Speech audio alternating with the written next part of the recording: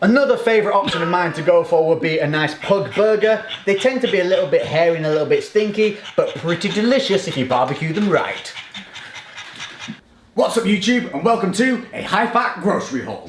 So in front of me I've got laid out some of my favourite foods that I've utilised to change my diet from a high-carb, low-fat to a high-fat, lower-carb. The reason I did that was I was struggling to eat all the food and calories that I needed, and by having a higher fat diet and a lower carb, you can actually get more calories in smaller portions. So today we're going to look at some of my favourite food choices to keep things healthy and fun. So if you see what's laid out in front of me, we've got everything from greens, breads, fruits, nuts, meats, and everything that you're going to need to keep things fun and fresh. So starting more on the meaty side of things, eggs. And you get to eat on a high fat diet the whole bloody thing. Everyone thinks egg whites are great for you.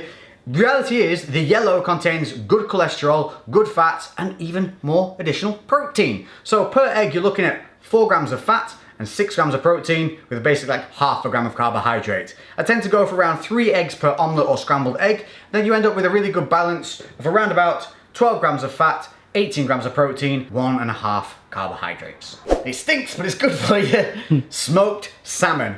Now this is the one that you want if you're on the high fat diet. If you get salmon fillets, you have to be careful because they can often be devoid of a lot of fat. Great for protein, but low in fats. But that's not always a bad thing, because if you want to volumize on this diet, you can go for a lower fat option, which obviously then gives you more in terms of volume. But for the higher fat side, smoked salmon per 100 grams is 10 fat and 23 protein with zippity-doo-dah carbs. Something a little more fun, red meat in the form of a burger. I personally would only eat red meat maybe once every 3 days or so because it does have a long digestive time, and again, red meat in the gut on an overloaded form has been shown to give a lot of gut issues. Personal choice, but personally once every 3 days. But when I do go for it, I go for something a little bit more fun. Now this is a muscle food burger here, but obviously you can make your own burgers using standardized lean mince or extra lean if you want to volumize, like I said before. But standard typical values per 100 for red meat, we're looking at around that 9 to 10 grams of fat per 100 grams. Protein wise, you're looking around about maybe 18 to 23, depending on which type of meat you're getting. But again, don't be afraid of making things fun. Just because you make it into a burger doesn't make it something unhealthy. So you can go to your local butchers, get some ground lean red meats. It's a great source of fats, just don't overload on it. Next up, and you might not think it's a good one, but chicken. Now I know this is a prepackaged chicken, but chicken breast, you still want to keep it in there. I know it's not got a lot of fat on it, but if you go for a roast chicken with the skin on, you're going to boost the fat up to around about 4 or 5 grams per 100. But again, whilst we're on this diet, we need protein, so we still want to get it in there and we still want to be full. Protein is satiating, and chicken is a great source of protein and it's readily available. Next up is a lazy man's choice, and that is going to be ham. Now you can get this from anywhere, but get the one that isn't full of preservatives and crap, and that means getting one that goes off relatively quickly. Sounds like it's not a good thing, but it is, because if it goes off fast, it means it's fresher, it means it's leaner, it means it's purer. Now, this is the lazy man choice for me because I like to get the ham. It comes in slices. It's like what you get from the butchers, but if it's sliced, it means you can throw it in with other food or you can use it on its own in dips, scoop and eat. This one, 22 grams of protein per 100 and around about 4 grams of fat. You can get higher fat options, and if you want that, you can do, but if you go for lower fats, it means you can volumize. So in terms of meats, obviously we've covered things chicken, red meat, ham and fish. Other things that you can look at here is oily fishes like sardines and mackerel. If you enjoy those, make sure you get those in. They're a good source of protein, high fat and low carb. But now let's move on to some other snacks. So moving on, I want to talk about these nuts. So obviously a variety of things on the market in terms of the nuts that you can choose from. Some little Graze pre-packet things are great for snacking on. Also, think about things that are honey-covered cashew nuts. These are great pre-workout because you're going to add some carbs and fats in, so a handy little snack.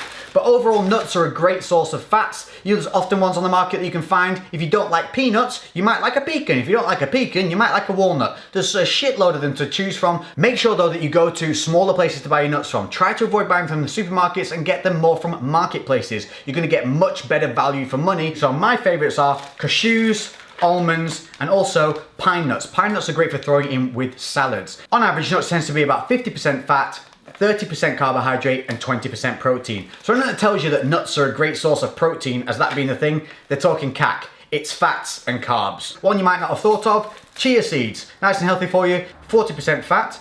Carbohydrates, they're very low, so that's a benefit, only around about 5 grams per 100 carbohydrates, and protein 20 per 100. And you can just use them as a topper, yogurts, salads, maybe even on maybe breaded chicken, things like that, add them on there. I don't know, have a try. And healthy fats, one of those choices that everybody should know by now, and that is avocados. Again, I would say try and get these from your greengrocers or from marketplaces rather than supermarkets, because they're probably gonna be better value for money. Can't see what they are on this.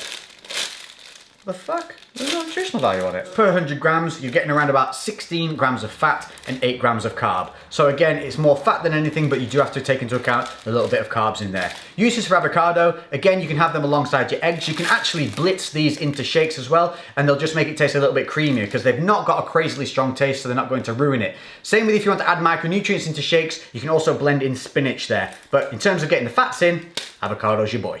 Next up, we'll have a look at some of the dairy. First off, butter, proper butter. Now, butter has been shown to be anti-carcinogenic and good for you in a number of other ways, so don't be afraid of utilising this. Adding in like a little knob into your eggs will make them taste great. 10 grams in there, you're looking at around about 80% fat. So for every 10 grams that you use of this, you're gonna get 8 grams of fat, which is a really nice way of adding flavour and also adding some decent source of fats. Cheese grommet. My favourites, goat's cheese, super flavoursome. You don't have to add a ton of this to food to make it taste great. It goes well alongside meats, in salads. Add this along with pine nuts, balsamic vinegar on a salad, beautiful. 24 grams of fat per 100, negligible carbs, and a decent kick of 18 grams of protein. That tends to be around about a thing. Most cheeses are about 30-35% fat. Other favourite, brie, inoffensive, makes things taste really creamy. But again, don't rely on these as being your main source of fat. Outside of dairy, but something you might not think of, a chickpea-based treat,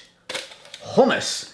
I love this. Add this alongside low-carb celery option. You can use that to dip it in the hummus, or like I said before, the lazy man's treat, ham. Per 100 grams, you're looking at 24 grams of fat, 11 grams of carb, a little bump of protein as 6 grams. It's more fat than it is anything else, but it's from a chickpea base. Again, you can make this at home yourselves using some chickpeas, lemon, what's the other thing they had in there? That ready powdery thingy-me-jiggy. Pre-workout? Oh, paprika! Yeah, that one. So very easy to make at home yourself. Obviously, you can buy it pre-packaged. This is another one that you can add alongside your meats, add it alongside salads, and another great snack choice. One that everybody knows and loves. Peanut butter. Now this isn't the best choice. This isn't an organic super, we've taken this from a nut, kissed everyone and given it a little bit of ground and put it in a pot. No, this is one that is a smooth peanut butter and it has palm oil in there. This is why we don't want this to be a major part of our fat source, but it doesn't mean that you can't use it. Not every fat that you have in your diet has to be perfect. So make sure to have a little bit of fun. Smooth peanut butter, I'll have about 50 grams of this a day, and that will provide me with around about 25 grams of fat because it's 50% of fat. You do have to remember again, it's a nut-based thing, so there is carbs to think about. Per 100 grams, 13, and a protein bump, 25% protein. So from every 50 grams, I'm getting 12 protein. So you can use this on toast, like I like to do with some reduced sugar jams, which we'll get to in a little bit, or you can have it on some low-carb bread options, which again, we'll get to in a little bit. So moving on to the better option of where to get your fats from, starting with coconut oil. Now this is a great one to have in your toolkit, your weapon kit, your cupboard, because this contains MCTs, which are medium chain triglycerides. That's a type of fat that doesn't require the same digestive process. It goes straight into your system and is utilizable as an energy source. So like me, I like to add this into my coffee. If you want to see how to do that, make sure to check out my full day of eating on this high fat diet, meal for meal. Link will be in the description. But you can also cook with it, so that you can give your chicken a nice little coconutty taste, but very, very versatile. Along those same lines, we have olive oil, another great tool, healthy, extra virgin if you can do, but this is one for cooking in. You can also throw it into shakes, drizzle it on salads. Now these are a great way of getting a lot of fat in a small content, because the coconut oil, 100% pure fat. You add 20 grams, that's 20 grams of fat. The olive oil, 91%. So you add 10 grams, you're getting 9 grams of fat. So very versatile, only needs a small amount, so you're getting a lot of calories in a very small portion. Now, as long as 80% of your diet is pretty healthy, full of micronutrients, don't forget you can have a little bit of fun in there. And that means chocolate. That's right, chocolate, but not any old chocolate. This is the high cocoa dark chocolate. The great thing about this is, per square of these, you end up with about 4 grams of fat.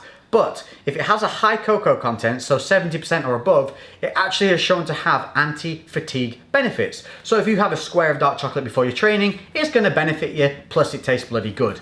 If you don't want to have it before your training and you've got 5 grams of fat to spare, trust me, dipping one of those squares in a little bit of coffee, oh, great way to get your fats in. Now a perfect one, like I told you before, the honey covered cashew nuts were a good one. Nice little bit of a natural way to get some of those carbs in. If you want to go more down the fun route, Pop-Tarts! That's right, a single pastry of these, 35 grams of carb, but also around about 8 or 9 grams of fat. So yeah, not a lot of fat, but still a high fat for a little treat, but perfect for pre-workout because it's quick, fast acting carbs, plus boosting those little bit of fats, which is going to help with that vascularity, and it tastes good. I wouldn't have one every day, but every so often, why not? As I said before, on a high fat diet, you can get more calories in smaller volumes, which is great if you struggle to eat a lot of the time. But if you're hungry and you want to volumize, you're going to need some lower carb options so that you're able to keep the micronutrients there, keep yourself full, and we're going to start with fruits. Now I know what you're thinking, fruit that's not high fat. What are you on about, Lex? Exactly, but what it is lower carb, if you pick the right fruits.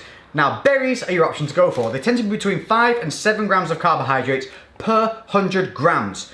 We want to stay healthy on this diet, and that means keeping in the micronutrients. So we're looking at keeping in fruit and veg. Avoid things like bananas, which tend to be 20 grams of carbohydrate per 100, and go for more things like raspberries and berries, strawberries, because they tend to be the lower carb, which means you're able to get these in decent portions without going over your numbers on your carbs, but you're keeping those micronutrients high. Another way of getting fruits in a fun way, jam.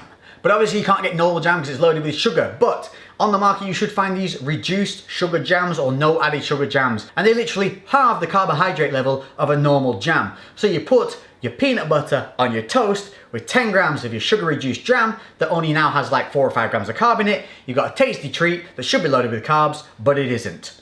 Jam. Now if you're like me and you like wrapping stuff in bread, or you like sandwiches or manwiches, but obviously bread is a high impact source for carbohydrates, so often it's a waste. Options here, Joseph's, Lavaches, and breads and things like this that are made from flaxseed and high fiber. Each one of these, which is bigger than my entire head, not far off my entire torso, man bib, 8 grams of carbohydrates in an entire wrap. That is crazy, and the best part of it is, it's not a weird thing that like tastes odd or feels weird. It genuinely tastes and feels like a normal tortilla wrap. And they do these pittas, this per pitta, 7 grams per pitta in this, 8 grams per huge bloody big thing in this. These are a great option to be able to wrap your meats and get some tasty burrito-y style treats or pitta dips, or you know what I'm saying, bread. And if you like me and love yogurts, you think, bugger me, I can't have yogurts on a high fat, low carb diet. Yes, you can. Not only can you have them, but they're gonna be a good protein source. Kvarg and Skier.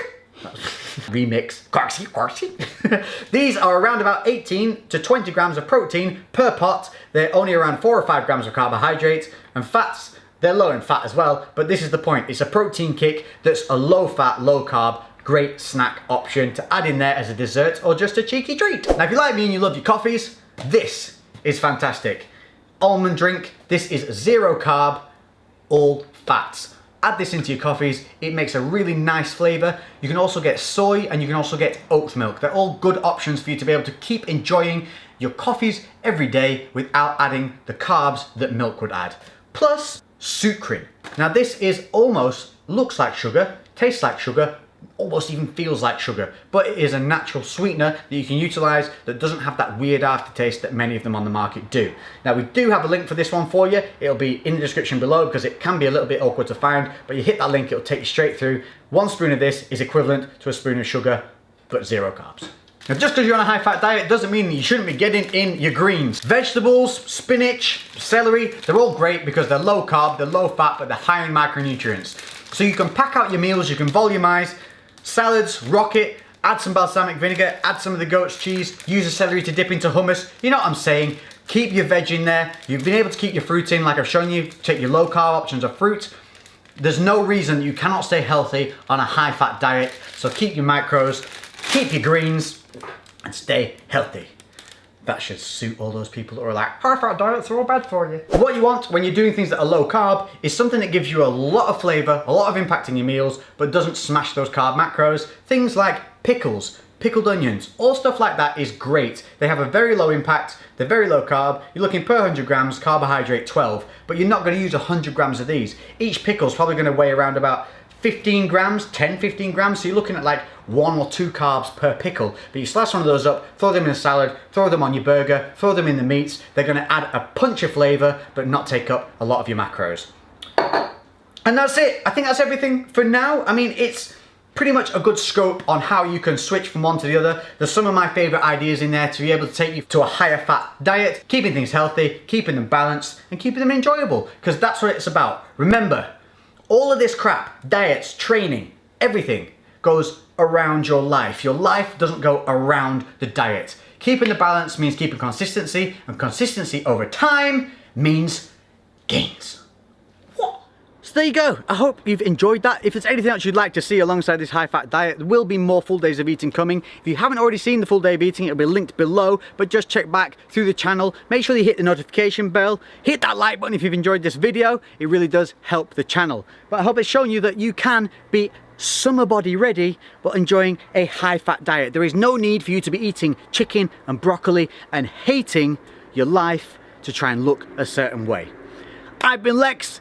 This has been my high-fat grocery haul. I'll catch you in the next video. So until then, I'll give you a boom, baby. We're out.